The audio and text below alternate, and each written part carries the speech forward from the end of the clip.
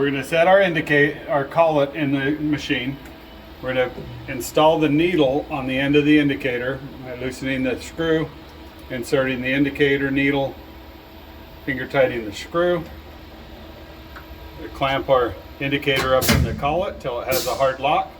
We're going to remove the locking ring on the back that limits the travel on the indicator. We're going to install our stop block. We want the stop block to be locked against the back of the housing to clear the bottom of the table so it does not crash into the bottom of the table. We're going to install our rotating bar that stops the indicator from rotating. As we rotate around the back of the machine, we rotate to get the needle to indicate. We're then going to move to the control panel, jog handle mode, 10 thousandths in our x-axis. Jog our tool over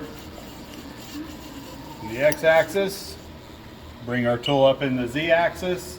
On our z-axis, we want to come over to the top of the part until the needle of our indicator is missing the flute and going to ride on the back part of where it's a solid diameter.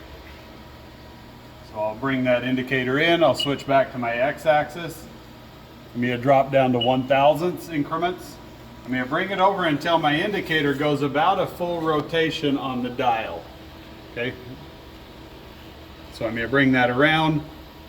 I'm going to rotate to the other side of the indicator to see how much run out there is. I'm going to split that difference, bringing it back, rotate back to the other side, split that difference.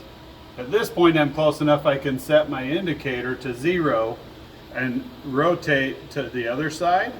I want to stop moving to take my readout. Now I can go ahead and split that difference on the indicator, set my 0, move back to the other side, and there I'm at 0. So now I'll go into my tool data, the tool that's in the spindle.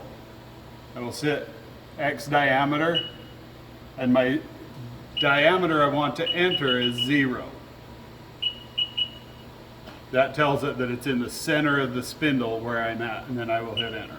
That puts the actual position of the tool I'm using in the center of the spindle. From that point I'll just break it back down, unscrew the indicator.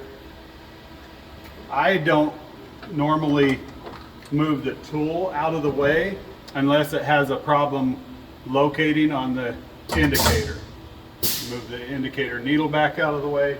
At this point I'll put my safety lock back on, which limits the movement of the indicator so it doesn't get damaged in shipping. And you're in the center of the part, you're ready to run.